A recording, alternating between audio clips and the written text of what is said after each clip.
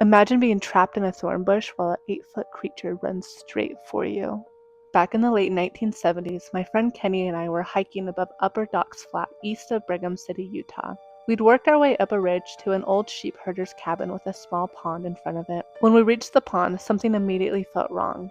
Kenny knelt down and drank from the water. I noticed his tracks in the mud and asked him if he saw any others. There weren't any. No deer tracks, no bird tracks, nothing. Around a water source like that, there should have been signs of life everywhere.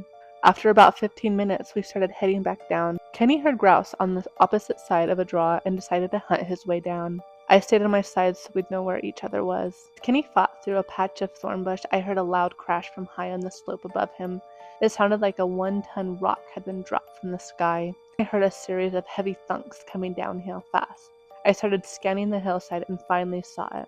About 400 yards above Kenny was a huge figure running toward him. I started screaming for him to get out of there.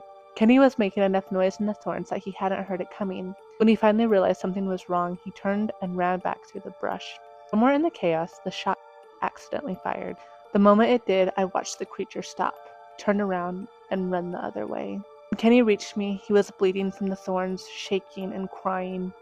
It took him nearly 2 weeks before he even wanted to talk about what happened. What I saw was roughly 7 to 8 feet tall, covered in dark reddish-brown hair, with what appeared to be a white cap on its head.